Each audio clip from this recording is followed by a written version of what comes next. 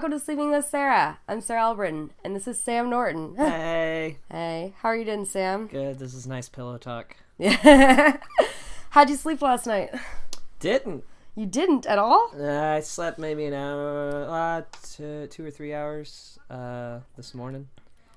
My lady had to be at work early, so normally we're on the same sleeping schedule, but she had to be at work at had to be up at 7, and I usually don't go to bed until 3 anyways, and for some reason I just stayed up all night. Wow. Yeah. Does that happen a lot? Yeah, I go through spells. I have spells of, I don't want to call it insomnia because I've never been diagnosed with it, but yeah, I go through spells of just not sleeping for a very long time. What's the longest you've gone without sleeping? 3.5 days. Wait, that's you're legally insane at that point. Yeah, good lead into this story. Yeah. It was in high school, and I think it was all stress motivated, but yeah, I went about 3.5 days without sleep, and I was driving my friend back from school, and we're going through our neighborhood, and I swerve out of the way because a car pulled out of their driveway and almost hit me. And my friend was like, "What the hell are you doing?" And I'm like, "That car almost hit us." And he was like, "What car?" And I turned around, and I just made it up in my head. There was no car. And so... Yeah, wow. That's did you see the car pretty clearly? Did you have specifics in your head? Yes, it was a light blue minivan, and it had a sliding door on the driver's side. Weird. Yeah, no, it was fully formed in my head, and there was a woman driving it, and so I was like, "What the hell is she doing?" And he was... I can't imagine what it looked like from his perspective, just to see me jerk the wheel and be that must have been terrifying. Yeah, for him. And then he's like, "Dude, are you okay?" And I'm like, I haven't slept at all. So yeah, it was a pretty vivid hallucination. Oh, I have hallucinations. Usually when I first wake up or when I'm about to go to sleep, it's called hypnagogic hallucinations or hypnoponic. Hypnagogic? Yeah, hypnagogic and hypnoponic. One is when you're first waking up, and one is when you're about to go to sleep. Uh-huh. And so when I get really tired, I see stuff that isn't there. I'll sit I've totally... I feel bad about this. I've totally been making out with a guy and been super tired and said something that made no sense at all. And he just thinks I'm weird. So you were just half asleep? Kind of. But it's not I'm awake. That sounds really bad. But no, I used... My ex understood a lot when I would do that. When I get really tired, I will say things that don't make sense. I'll just... We would be talking, and I'll be like, "Hey, we'd be talking about something comedy, and be like, oh, I want to go pet the dinosaurs," or something like that. I'll say something that makes no sense. Yeah, because your brain starts sleeping before your body does, right? But sometimes it's close enough to reality that, I'll be asleep on the couch a lot, and, Emily or Derek will come home and maybe have a conversation with me, and I don't remember it. I've done that. I've done that a lot, too. Things like that. That happens a lot. But yeah, the hallucinations is a pretty normal thing. It only happened that once, by the way. Yeah, that's it? One time? Yeah. Well, you're lucky, because I've gone multiple times where there's multiple days without sleep, but that was the only time that I had a vivid hallucination. Well, what was the other? You said hypnagogic and then hypnoponic? Yeah, it's basically, they're both, yeah, I think it's hypnoponic. Hypnagogic is definitely, yeah, so that's definitely... just sound like marijuana strands. I know they do, but it's totally true. Hypnagogic, it really is a thing, yeah. So what's the hypnoponic? I get them mixed up. I think hypnagogic is when you're first waking up and you have a hallucination, and hypnoponic is when you're really tired and you... Oh, okay. So I could be wrong on this, guys, so don't quote me, because it could be the reversed, so I'm not sure. Yeah, don't be a dick. Yeah, but yeah. So I used to have those a lot. So I would, I'd hallucinate a spider crawling on my leg every morning when I first woke up for school. And I mean, have you heard of that stuff? Not night terrors, but sleep paralysis. I have that too. You do? Yeah, I have that pretty regular. I used to have the hallucination on top, so I'd have a sleep paralysis and then hallucinate a spider crawling on my leg and not be able to move. Dude, if I had a phobia other than spiders, you're saying my worst fear, by the way. This is, by the way, when I was 14, 15, 16, 17, this is every morning in high school, that's how I woke up. That's the worst. Yeah. That is the absolute... Because I've heard those stories of, like, people waking up and they can't move, and there's just, like, an old demon sitting on their chest and, like, there've been... just staring at them, and I'm like, that is the absolute worst. And if that's a spider on my chest... I'm gonna cry every morning. Like it was pretty scary. And the thing is that my mom thankfully she had sleep paralysis. She's had that a couple times. You know, she has a reoccurring dream where she has one, so she understood a little bit about what that was. But they didn't know at this time. They didn't know I had narcolepsy. So my dad would just be screaming at me to like wake. He didn't understand why I would sleep in so much, and I was just frozen, not able to wake up. He'd be banging on my door and be like, I can't get up. I can't do anything. Like, I wouldn't be able to get out of it unless someone physically touched me, or in class it'd be if somebody said my name. Like, when I was in school. Man. So. How many people do you think back in, like, the 30s were misdiagnosed with polio every morning? Oh. Because they had, like, sleep paralysis. They're like, oh my god, call the doctor. And then every day was a miracle because they had polio in the morning, and then 2 hours later... They're like, oh, they can move their foot. That's really funny. That's what was happening with FDR. He just had sleep paralysis all the time. Polio was a myth. Oh, man. Well, sleep paralysis, for me, the longest I had was probably a 30-40 minute one. But Jesus. Yeah, I know that sounds like a long time. Yeah, it is. It's terrifying to be trapped in your own body. And the thing is that no matter how many times it's happened, when it happens, it still feels so real. It's like... Yeah. Yeah. Because you're hallucinating on top of also it being real that your body shut down. Yeah. So I had I have no idea what it's called, but and I have them very infrequently, but I used to have them a lot when I was a kid. They were like waking dreams. Mm-hmm. So it wasn't sleep paralysis. Like lucid dreams? No, I could do that too. That's pretty cool. I used to be able to do that as a kid all the time, and that's how I actually got over a couple of my like reoccurring nightmares. But no, what I'm talking about is like you wake up. So this sounds super weird, but it was terrifying, and it still is when it happens. So I had this reoccurring dream that I'm at like a wacky bowling alley. Okay. like what? Like a Twilight... disco bowling alley? Or? No, like a grimy, dirty bowling alley. Okay. Where like a bunch of fat guys are there, right? But it's like a Twilight Zone type one to where everybody looks terrifying. Ah. And for some reason I'm there and everybody's bowling, right? But what happens is in the dream, I get smaller and they get bigger, and then everybody starts like speeding up, mm-hmm. like really fast, and that's when I wake up. Well, the thing is, when I wake up, the whole entire world is doing that still. Oh yeah. So if I fell asleep on the couch and then I woke up and then you were out there, you would be not only like getting bigger, but mm-hmm. you'd be like moving. Oh. Like. What am I trying to think? You know, in like horror movies, how like at some point like they'll have like someone's head shake really quick, and then they'll say something, but it doesn't make sense. That's basically what you'll look like. Oh, weird. Yeah, that's scary. Yeah, it was terrifying as a kid. And now when it happens as like I've had it happen maybe twice as an adult, mm-hmm. but now I can just like calm myself and just like close my eyes, and like I can still feel everything. Mm-hmm. It still feels like it, but if I'm not looking, it slowly subsides and goes away. But as a kid, I'd just walk around the house. My parents would be like, "Are you okay?" I'm like, "You're moving too fast." Just freaked out because my parents are grabbing me and going. Did they think you were on drugs or something? Yeah, they didn't know what the hell was going on. That's crazy. And again, they just kind of yelled at me and like, "Go back to bed!" Like they just thought I was being a dumb, crazy kid. And still do, but it was such a reoccurring dream. They're like, whatever, you're not hurt. You're just scared, you idiot. See, for me, sometimes when I wake up, it's like slowly the dream part leaves and the world comes back. But it's like, it takes a while. So like I might realize I'm on my bed, but I'm on my bed floating in a river, you know?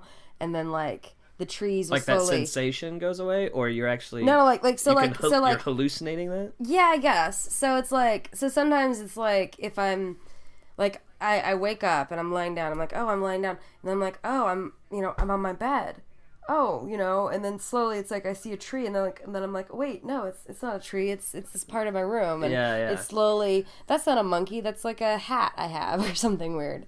I think most people do that, but they do it with emotions. Because everybody's been with a partner where they'll wake up pissed off at you, and you're like, I didn't do anything. But because in the dream, they wake up and they still think that's... Or like you have a dream where you're late, and then you wake up like getting dressed really quick because you think that you're late. Yeah. And so I think people do that emotionally, but I've never heard of anybody doing it like where you're thinking shit's a tree. Yeah, I guess that's weird. Like, sometimes I've woken up where I'm, like, sitting up on my bed, and I'm hallucinating that I'm, like, on the train on the way to work. And, like, I think I'm, like, on the train already to work.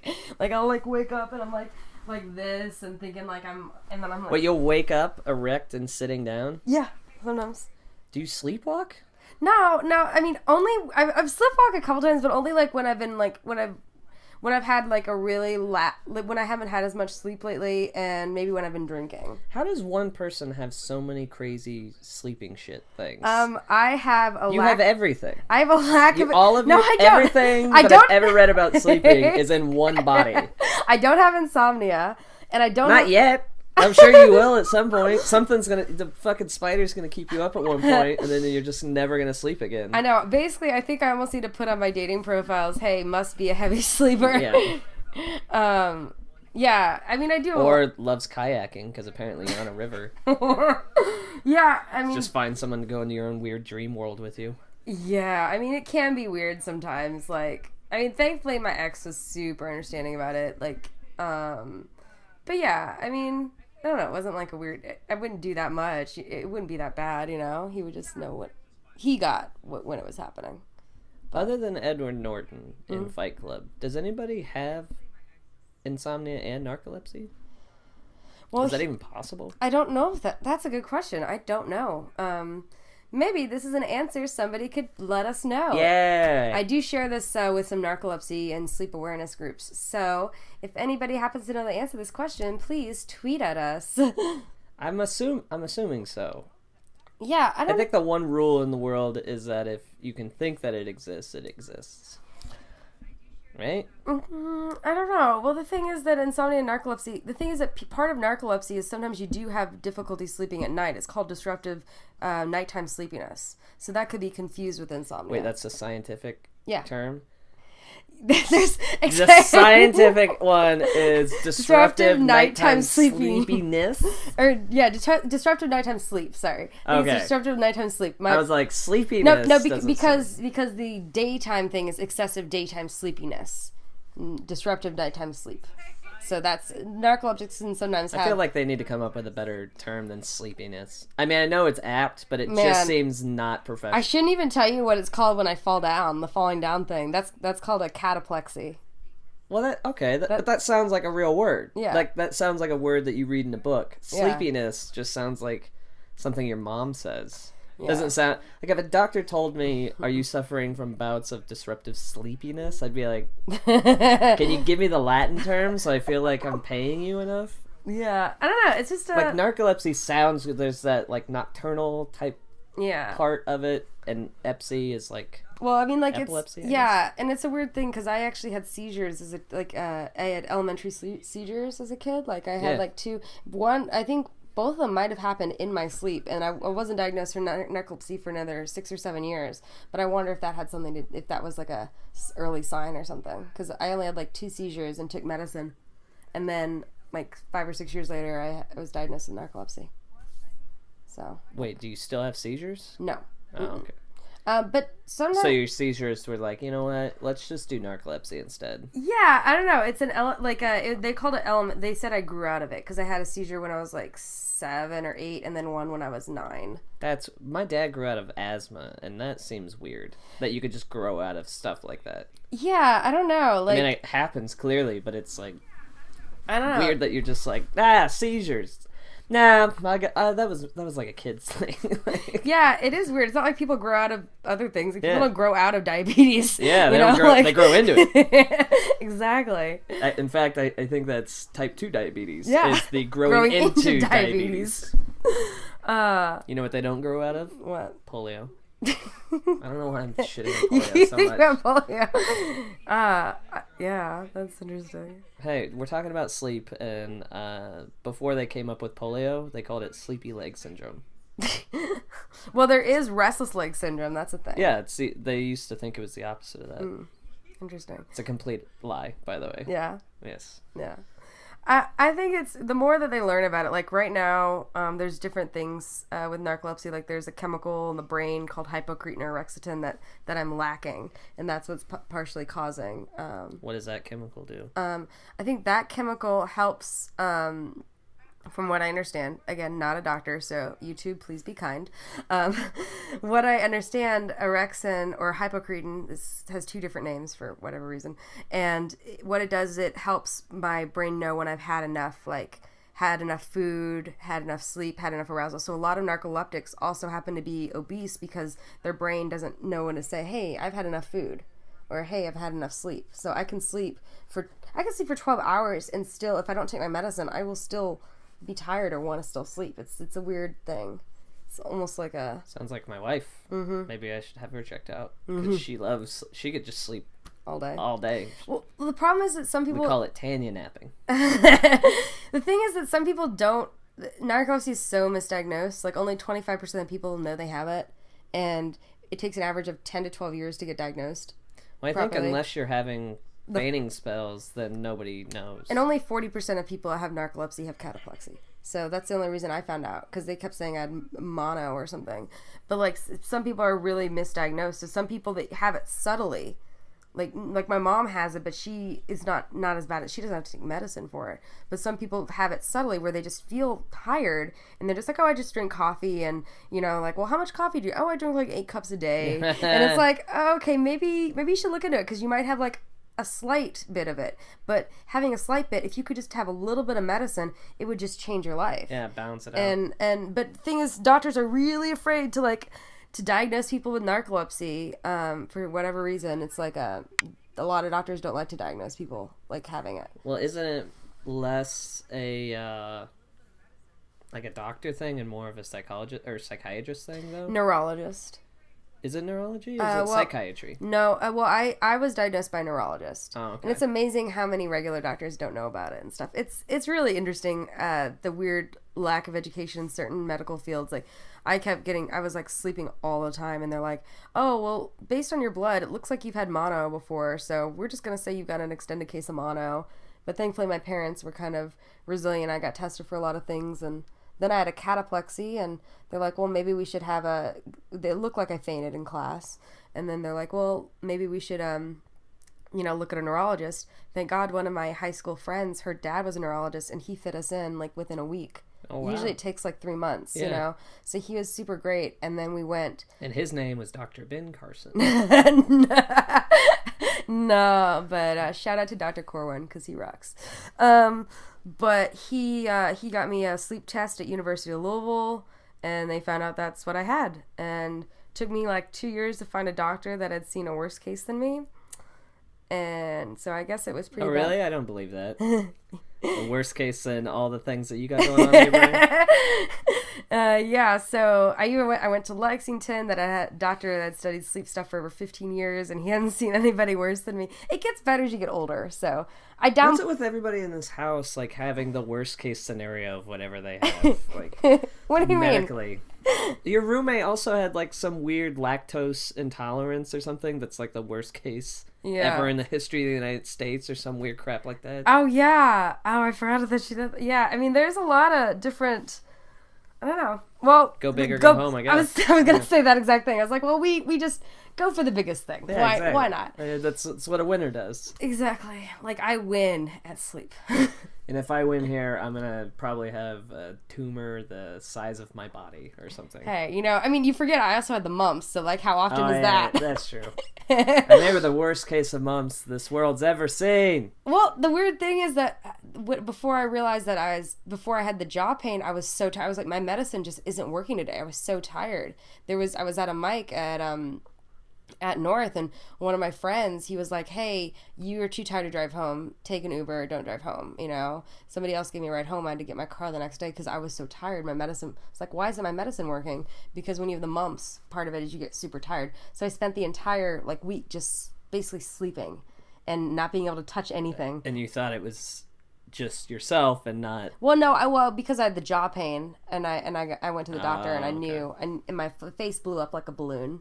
So, but when you said you got the mumps, I still... Do you think polio? Yeah, it's like polio, scurvy, and the mumps, like the three weirdest things. Yeah, like mumps is pretty rare. Like only 200 to 2,000 people a year get diagnosed at all, and I got them. Lucky me. Hey, good job. But I'm just glad I didn't get my roommate sick. I think everyone's... I'm glad you didn't get open mic sick. Well, because... Just screaming into a microphone, licking it with your jowls. Well, the thing is, like, everyone gets vaccinated. God, I really sound like I'm really, like, unhealthy. I am pretty... She is the worst.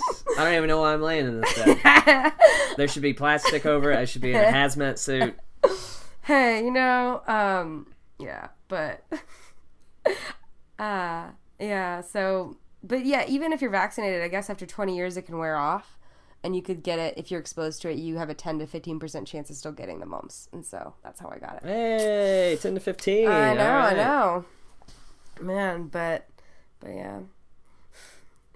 Have you ever, well, I guess, yeah. So with insomnia, again, I don't know if I have insomnia. But well, like with bad sleeping habits, I'll just call it that. Like how much do you sleep? When everything's good, I sleep probably 7 hours a night. That's about normal. And then, you know, whenever I have the chance, just because of the nature of what we do, I'll take like an hour nap in the middle of the day or something. Yeah.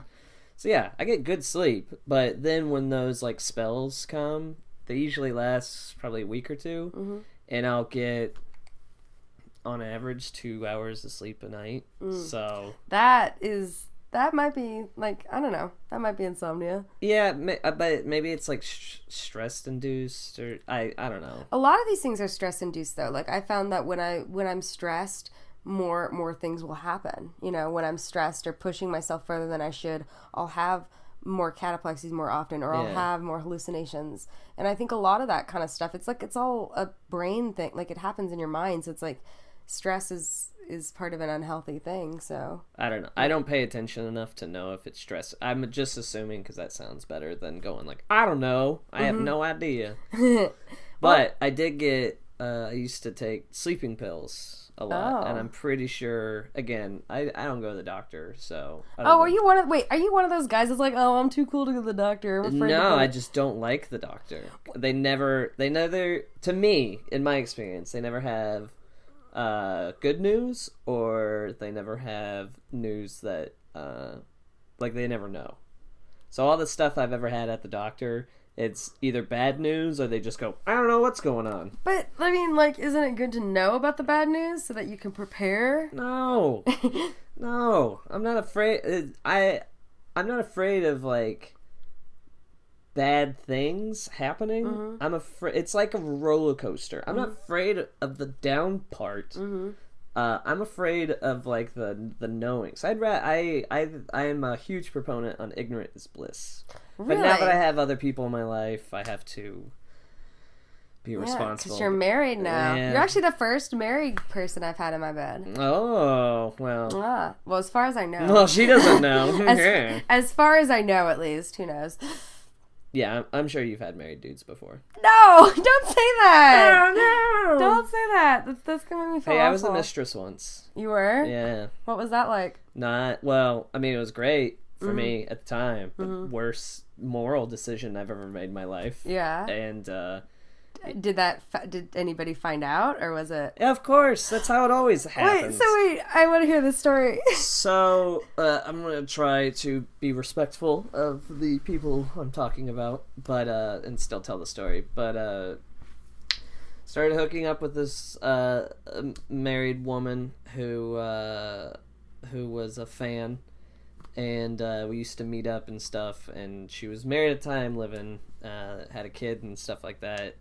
And we'd meet up, and she'd come to my shows and stuff like that, and at one point she dropped that she was falling in love with me, and I told her, I was like, that's not gonna happen. Like, I really like hanging out with you, and I find this to be a friendship with that's more than I didn't deny that it wasn't more than friendship, but I was like, I don't love you. It's not gonna happen. So harsh, Sam. But it's better. It's in my mind, it's better to stop that than to lead her on. So, and then I told her, I was like, listen, if that's not okay with you, I'm fine with ending this.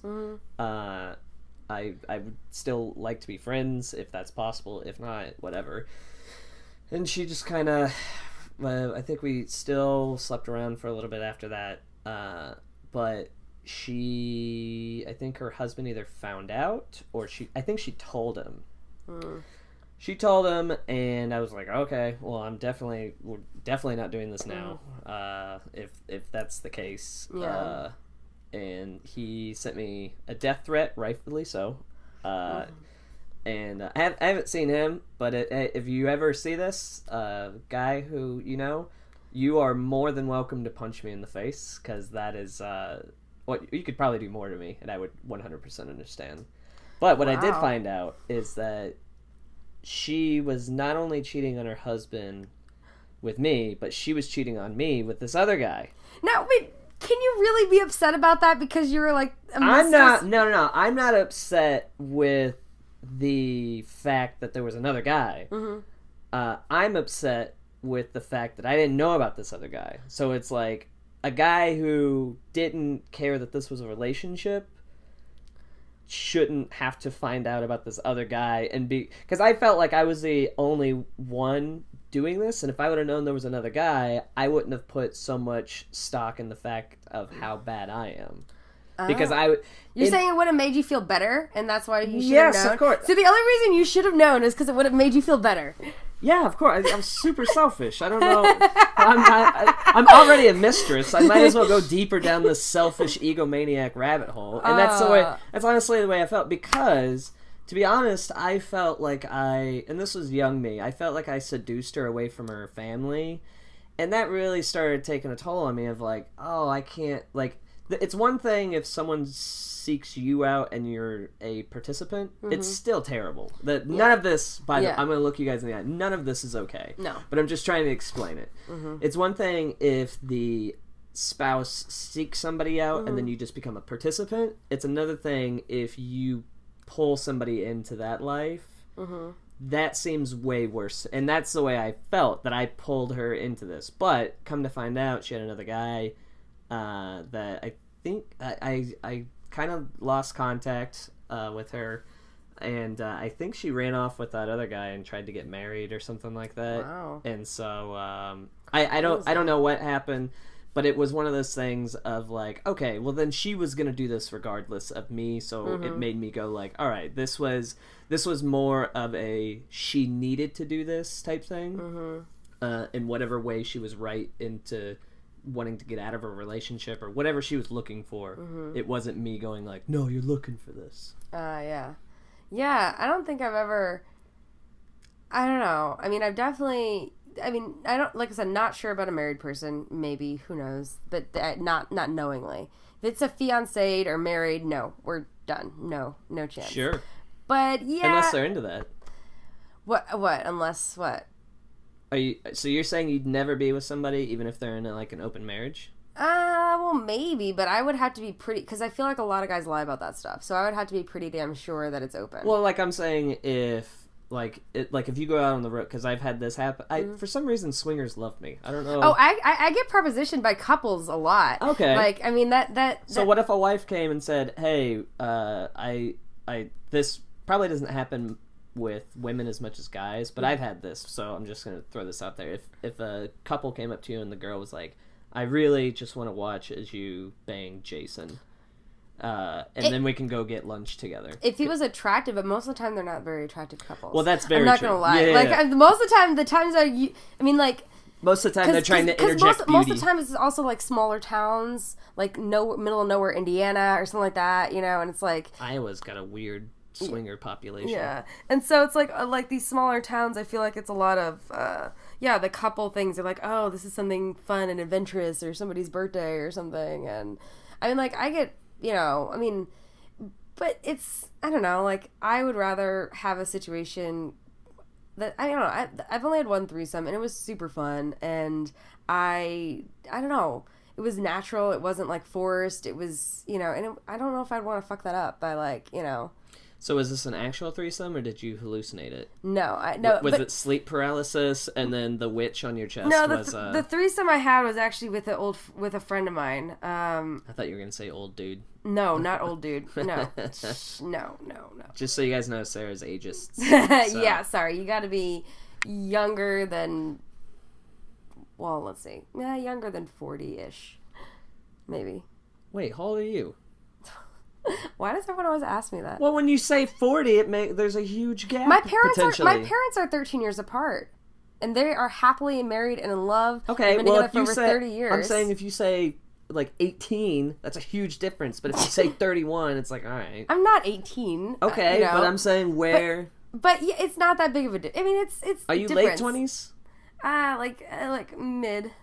Okay, well, but that's not that bad, That's still. But my parents are in love. They still like had. I'm that not thing. saying you can't love somebody. I'm saying that there is a difference in people when there's 15 to 20 years apart. I will say though, one time at my I don't know if she's gonna listen, but one of my sisters at her wedding reception, there was and I was like. I was of age at the time. I mean, not of age to drink, but I was of age. I was over 18. Oh, but okay. there was a man at her reception who was one of the most charming guys, like so ingratiating, so charming, and like we danced and talked, and he was definitely twice my age, but like I totally made out with him, and it was definitely a thing where he like they all went up to the bars, and I wasn't old enough to go to the bars, so I couldn't go, and I didn't have a fake ID. What's funny is he was like the most charming man back then. I guarantee if you time travel now back then into your body and then listen to the crap he's been spewing, it'll probably just be the same stuff you've heard before, except it was new. It was, because I was like super young. He was probably going like, I like your pretty eyes. They're like two butterflies on your face. And you're like, oh my god, I can't believe you have a full beard. Is so my drink? Okay, I can't go with you, but I totally saw you there. He totally like told me his room number and stuff like that, and I didn't do it, but like it was a tempting thing. It was super cool. Like it felt like super adventurous because like we were making out behind this huge pillar, and I knew like my family was on the other side and they couldn't see, like all these like crazy stupid little things.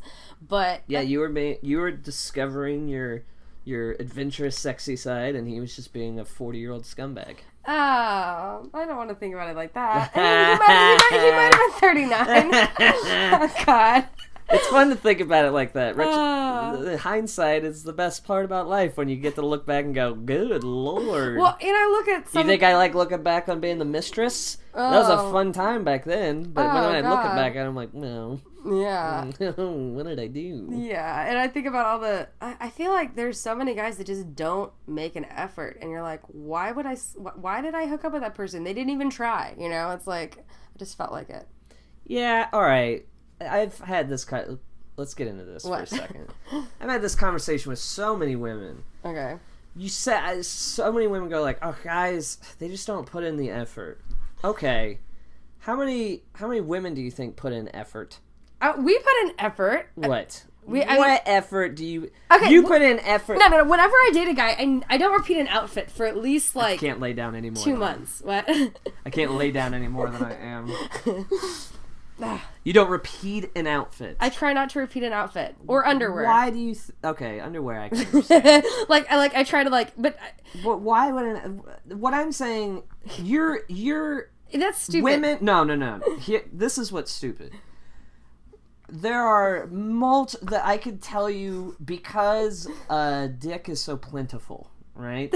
What? Just the amount of guys that'll hit on you, right? You'll get a homeless man hitting on you, and then you'll get a guy in a Tesla hit on you, maybe in the same day. Wait, Potentially. I've only dated one guy that has a Tesla. No, Yeah, but I've slept with 3.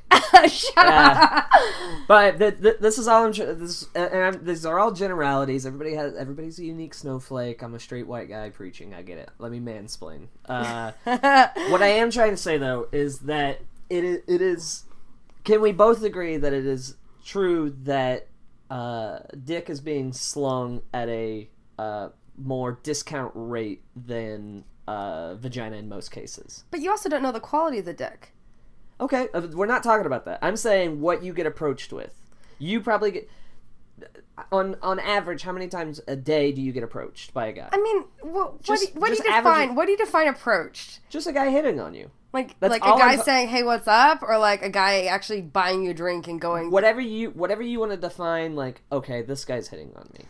I mean, I don't know, like a handful, maybe. I don't know. Just give me a random number, whatever feels right. I don't know, 6. 6? Maybe. Okay. It depends on how out I am. Like if I'm going to multiple places, more. But I'm saying the mean was probably around 6. Could be higher on other nights. Could be lower on other nights. But 6 is all right. For guys out there, you'll know what I'm talking about. For guys, it's maybe 6 in a month, where a woman will approach you and go like, "Oh, we're definitely flirting," and that it's nothing against women. It's just the society we live in is that guys are supposed to approach and prove their worth. Now, trying wise, this is what we're trying to get back to. Trying wise, because that's the pattern we've set up in society that guys have to approach and make an effort towards women. Guys make an effort. Now they can make poor efforts because they're terrible dudes. Some aren't. And that means more than likely you have poor judgment that night. Well, I mean, or just... But we've all had poor judgment. I mean, no... But what I'm saying is that women don't... In my experience, women don't try all that hard unless it's past maybe the 3rd date. Because I've heard women talk about... I heard you talk about a date a while ago. This was like a year ago where you were like, "Nah, I don't know if I want to go out on this date. I don't know. I could stay in and eat chips, or I could go out." It's like, no dude has ever done that. No dude's like, "Nah, I don't want to go on this 3rd date." If there's a goal involved, which is usually sex or something, yeah, the guy's like, "Oh, I'm definitely doing this." But women can go like, "I don't know." Well, it depends. Like, if I'm not into him, I don't want to like lead a guy on. And like, the thing is, if I'm not sure if there's chemistry or things like that, it's like when you get to like 3rd or 4th date, it's like, like this guy's really nice, but are we gonna connect in the bedroom? And it's like, but that's where that's what I'm saying. There's where the trying aspect. But as a girl, though, if guys try until the goal is reached, women and then they stop. No, but that's the point. They stop trying after you start having sex. So then their efforts in terms of courting you and pursuing you stops once you have sex. The guy stops trying. Unless you say he's not good, but women don't do that because they don't want to be labeled as a bitch. But that's the thing. But then whose fault is that? But then in terms of dating, once you have sex, the guy typically stops making an effort as much. And it could become, before you were going out to dinners, and now it's like, you come over and watch Netflix and eat takeout. And it's not, in our world of, monogamish or like, whatever, dating, seeing people, Tindering, it's like it becomes very lazy. So once you have sex, then guys don't try as hard. All right, I'll give you that. And that's what I mean about effort. So in before terms of sex, dating. guys give more effort. After sex, women give more effort. Possibly. In a very generalized sense. Very generalized sense. In this kind of horseshit scenario we set up, laying in your bed. I know, right? Now, you mentioned that women, so you said women try, and you're like, I don't repeat outfits or underwear. That's not the only thing I do. But I'm also very conversational. What else? I'm good at having a conversation with somebody. Some guys are very awkward with it. They don't ask Some questions. people are very awkward. Well, they don't ask you personal questions. You have to I'm very good at asking a question while giving information about myself. So it doesn't. What do you do that? what am I trying to say? I'm What do you charming do as to- fuck. Huh? I'm charming as fuck Fair on a enough. date. All right, like I was gonna say what do you do that you do consciously to ingratiate yourself to a guy? Because like guys learn at a very young age to be cordial and chivalrous in cases where that is wanting flowers, pay for dinner. Like you learn the courting process at like 8. But the thing is, what do women... nobody does that anymore. Like I've gotten flowers. Let's see, I've gotten flowers maybe 5 times ever from a guy. You know how many times I've gotten flowers from a woman? Okay, but still, like, guys I've never gotten a gift from a woman on a date. You know what women consider a gift? Sex. That's just as much of a gift from me, too. Like, I'm giving myself to you. It's the same thing. So, women look at sex as a gift. No, I don't. I mean, no, I don't. How come it's never dawned, and I'm saying this in general, so maybe there's a lady out there, but I'm going to ask you. How come women, most of the time, it doesn't dawn on them to bring, not flowers, because that's tradition, but like, hey, I got this Game Boy. Do you want to sit and play this game together? I don't know why I said Game Boy. Whatever, PS3. Like, bring a video game to play with a guy. Like, a traditional guy gift and be like, hey, let's play this game I've together. done that with an ex, but that was, we had seen each other for a bit. Okay, but I'm saying, like, why has it never dawned on women to bring a gift? Well, I mean... Well, that'll be seen as creepy. If I went on a date with a dude and was like, "Hey, I have this thing," that's a little weird. Guys will think that if you're trying too hard, then there's something wrong with her. If a girl, because girls are approached so much, when girls make too much of an effort, a guy's like, "Wait a second, there's something wrong with this girl. She must be crazy because she's trying too hard." That's what they think because they've been so ingrained into society thinking that they have to do the effort. That's why apps like Bumble don't really fucking work because, you know, girls having to reach out. Guys don't like it when girls reach out first on dating sites. You know? Wow. It's just... I like being Did I win this? Yeah, I like... Wait, do I have this on tape that I have proven Sam Norton wrong? But I like being proved wrong because I'm Yes. full of shit most of the time. Most people think I'm. It's because I'm super competitive, so people just think that I'm hard-headed. But like, no, I like being proven wrong. Cool. All right. This happens all the time where I'm very adamant, and then once someone makes a good point, I'm like, all right, never mind. Well, thanks. I'm glad I had that win. This is in your bed right now. We basically just did a mind orgasm. I'm like, oh god, Yep. Yep. Thank you. And yeah, that's pretty fun. I have one more question for you. Sure.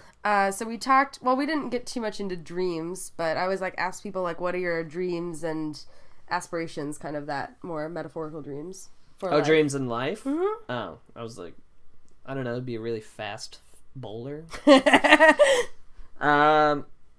Dream in life. Career-wise would be, so I'm a stand-up comic. I don't know. Do they know that? Yeah, I'll put it on the thing. Oh, okay. Yeah, I'll be sure to put that in the comments and the intro and stuff. The goal on that is I would like to do theater gigs. I'm more about, and I think a lot of comics are now of our age. I'm very much about the art, and I'd like to have a career where I'm proud of the work that I do above anything else. Now, if fame comes with that, that'd be great. Mm-hmm. And if the more people that enjoy it would be awesome. But it's more about finding the niche of people who also find my craziness fun. Yeah. So that's career-wise. Personal-wise, dream would be to live up to the man that this dumbass woman married. So if I can do that in any way. Aw, that's so cute. Yeah, no, I'm real gay for my wife. Aw. Is there any other way? Personal? I don't know. Try to be a good guy. Yeah. Yeah. Well, it looks like you've grown up from the man that was the mistress. Yeah, no, I'm still an asshole. Just because I say these things doesn't mean I'm reaching the goals. Yeah. That's one thing. Most people be like, "Yeah, I have grown. I'm a better." No, I'm still a shitty person, but we all are. You just find ways of navigating around it. So cool. So if I can reach all 3 of those goals, I'd be happy. Awesome. Or die young. What? Yeah. Die young? Yeah. Because if I don't reach those goals, then life's just been a waste. So it's like, just die. Wait, what? I'm not. So this is super. I'm sorry. I know we're wrapping it up. I was like, wait, you can't just say something that. I'm not. I don't have the mechanism where I'm afraid of death, like what happens after, or something happens. That's great. If nothing happens, then it's like, okay, why would I care? I don't care about a legacy. I don't care about any of that shit. So if life isn't worth living, like if I could skip ahead in the future, and for some reason I have polio or something, of course, my wife left me. It's like it's awful, and I'm not one of those people that goes like, "Oh, life's worth living." It's like, no, if it's crappy, just take me out. I don't need to be here. It's no big deal. Wow. I'm happy right now, so I know if I walk out of here and I get hit by a car, and like my spirit's floating, I'll be like, nah, that's fine. Wow. So that's a very laid back way to look at it. I'm a pretty chill, morbid dude. Yeah. And not in a depressed. It's not depressed. I know people go like, "Good Lord, that guy's depressed." It's like, no. If it's not gonna be good, just take me out. I don't need to be here. Make room for somebody else. Somebody else can have steak. Yeah. Yeah. Interesting. That's a morbid note to end on. But all right. See you guys.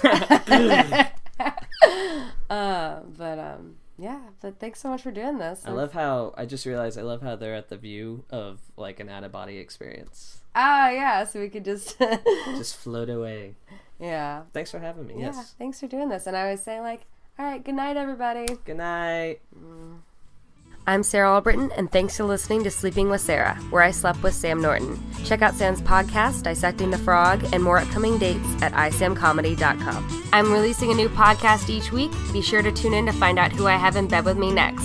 Thanks to Josh Bryant for the music. You can also follow me on Twitter at Sarah Albritton. Until next time, good night. Sleeping with Sarah.